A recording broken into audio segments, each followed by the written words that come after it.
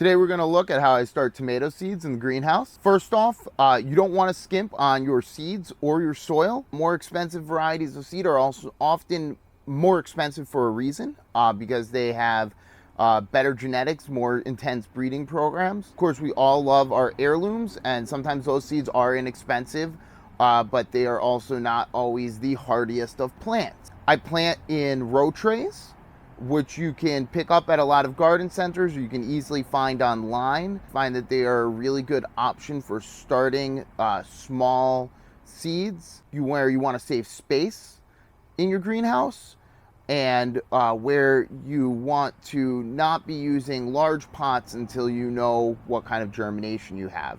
You know, I'll grow my tomatoes in either 3-inch pots or really large cells. And if I plant in those and then something doesn't come up, I've kind of wasted a lot of potting soil, which is not inexpensive, and I don't like wasting things. I get most of my seeds from Johnny Seeds or Fedco, which are both a couple companies in Maine that I think are really great companies the way they're run, and also do really quality seeds and are really great about the selection of what varieties that they sell. So you can be pretty confident in what you get from them. Once I've got my seeds seeded into my row trays, I'll transfer them over to heat mats until they germinate, and then I will take them off the heat mats once I think I've got pretty much complete germination. It's a simple process, but it takes some care to really get it right and to really make sure that you've got good germination. Some tomato seeds can be as expensive as $1 a seed. Some can be as cheap as 10 cents a seed or even less. And I don't want to be wasting those. I want to be really careful with those. And also, I need my tomatoes. I can't wait 10 days or 2 weeks to find out that they didn't all sprout the way I wanted them to. And now my crop is going to be late. I'm a farmer. I'm not a gardener. So I count on the fact that my seeds are going to sprout, that I'm going to have my crop when I need it. So let's take a little closer look at exactly what goes into starting these seeds. So the first thing we're going to do here is in our row tray, we're going to create a little trench. I like to use a plant label to do this just because it's a handy thing that I've always got around while I'm planting. And I just create a little trench down in the dirt for the seeds to sit in. And I'm going to open that up. And I'm going to make a little funnel in the seed packet. You can see there, just a little funnel in the seed packet. And this is going to let me drop individual seeds down the funnel and in. And I'll just kind of count. I'm trying to plant 20 seeds in this row. So I'm just going to kind of count to myself as I move along and gently tap the bag with my funnel down my seed row. And sometimes you'll get 2, and then I'll just skip a little more space. That's okay. You can have 2 right up next to each other as long as you don't crowd too many more in. All right, and that will be my row. And put that down. Next thing I'm going to do is I'm just going to scrape the dirt that I moved back on top of it. Boom, boom. And then I will get just a little more potting soil from my bag, sprinkle it on top of that row. Now I might do my entire tray usually before I do this part.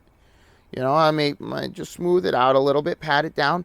You're looking to have about a 1/4 inch or so of coverage on most of your seeds, for at least for tomato seeds. The smaller the seed is, the less it wants to be covered. Bigger seeds like squash, cucumbers, they can be buried fairly deep. Smaller seeds, like a lot of flowers, snapdragons, and really small flower seeds, want to be barely covered or even not covered at all. But for tomato seeds, you're looking for about a 1/4 inch of cover. Less than that, they can dry out before they get going. More than that, and the seedling will have a lot of trouble pushing up through the dirt. Again, I'm going to make myself a tag. I'm going to write the name and variety and date of what I've planted on my tag, and I'm going to place it in my row. That's going to make sure that I know what kind of variety is coming up here, because All tomatoes look the same until they start putting fruit on. And I've got my own kind of organizational system, but I like to put the name, the purpose, whether I'm growing these for retail plant sales or for my field, on there. And then I stick them right in the row. And right here we see a tray that I planted about 10 days ago. It's been sitting on a heat mat. As you can see, it's got pretty good germination. We got quite a few of the tomatoes coming up. And some germinate a little faster than others, but they're all getting going. I'll probably be transplanting these up in about another week or so. So I'll keep my greenhouse heated in the low 50s. I honestly could probably go higher than that, but it costs a lot to keep the greenhouse heated in these cold March and April nights. So I like to keep it a little cooler and then use heat mats to add a little bit of heat to the seedling root zone so they get a good start. Greenhouse might be in the low 50s. I've got a heat controller that senses the temperature of the soil in my pots. I've got that set to the mid 60s, which is your ideal, between 60 and 70 for most crops, is your ideal germination zone. And there you have it. Starting tomato seeds is that easy.